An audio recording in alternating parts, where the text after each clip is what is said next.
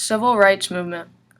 On February 1, 1960, four black students from North Carolina Agricultural and Technical College began a sit-in at Woolworth's lunch counter, a segregated lunch counter. They were refused service but stayed at the counter. This event triggers similar nonviolent protests throughout the South. On May 4, 1961, student volunteers began taking bus trips through the South to test new laws that prohibit segregation in interstate travel facilities. These freedom riders are attacked by angry mobs along the way. On October 1, 1962, James Meredith becomes the first black man to enroll at the University of Mississippi. This caused many riots. On August 28, 1963, Martin Luther King Jr. makes his famous I Have a Dream speech. 200,000 people join him on his March on Washington. He makes this speech in front of the Lincoln Memorial and proclaims freedom. When we allow freedom ring, when we let it ring from every village and every hamlet, from every state and every city, we will be able to speed up that day when all of God's children, black men and white men, Jews and Gentiles, Protestants and Catholics, will be able to join hands and sing in the words of the old Negro spiritual, free at last, free at last. Thank God Almighty, we are free at last. On January 23, 1964, the 24th Amendment abolishes the poll tax, which had made it hard for blacks to vote in the past. On July 2, 1964, President Johnson signs the Civil Rights Act of 1964, prohibiting all kinds of discrimination and allowing the federal government to force desegregation. On March 7, 1965, blacks began to march to Montgomery, Alabama in support of voting rights, but are stopped by the police. The police used tear gas, whips, and clubs against them, and 50 marchers were hospitalized. This event becomes known as Bloody Sunday. On April 14, 1968, Martin Luther King Jr. is shot as he stands on the balcony of his hotel in Memphis, Tennessee.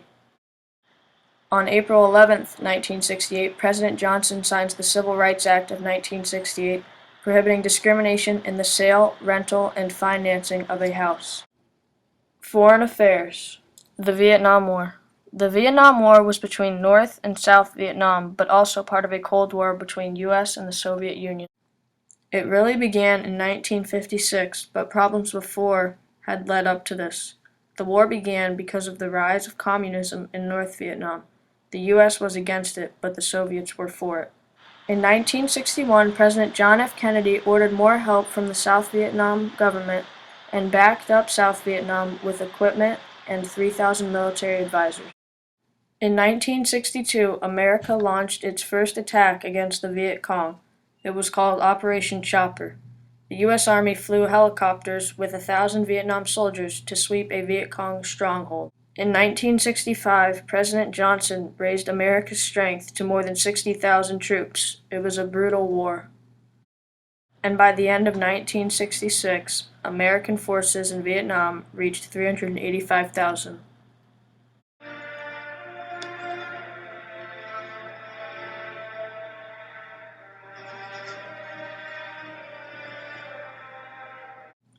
In June 1969, President Nixon was looking to negotiate a treaty and began to withdraw men, but about 47,759 Americans had already died in Vietnam.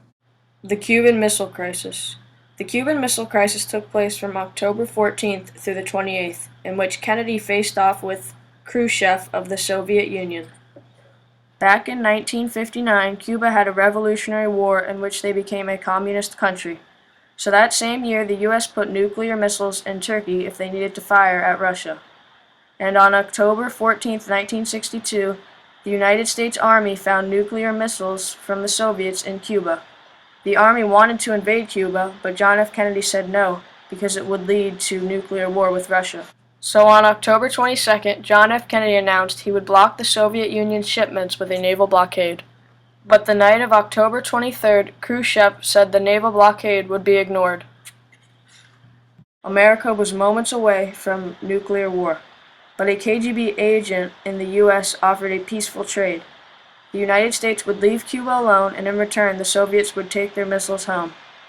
They agreed to this, and also John F. Kennedy took the nukes out of Turkey. This was the closest that the world has ever come to a nuclear war. NASA. In the 1960s, America began to race the Soviet Unions to the moon. On May 5, 1961, Alan B. Shepard became the first man in space. On May 25, 1961, Kennedy announced he wanted to land a man on the moon by the end of the decade. On February 20, 1962, John Glenn became the first man to orbit Earth. On June 3, 1964, Ed White performed America's first spacewalk. And on July 20, 1969, Neil Armstrong and Buzz Aldrin became the first men to land on the moon. I'm going to step off the limb. That's one small step for man, one giant leap for mankind. Epilogue.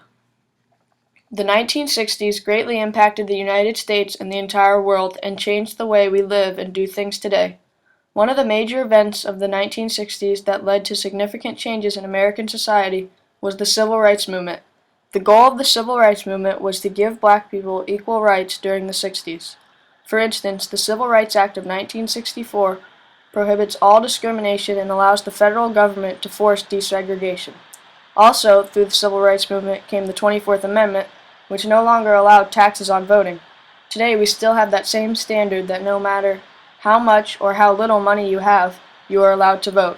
The Civil Rights Movement gave black people new freedoms and rights that they have today, and now they are equal citizens as whites, even though some racism still exists. The second important part of the Civil Rights Movement was the use of protests to bring attention to the issues of civil rights. During the Civil Rights Movement, black leaders and citizens began to engage in peaceful protests in public places, which were mostly uncommon at the time. They used sit-ins, marches, and even speeches to peacefully protest the government.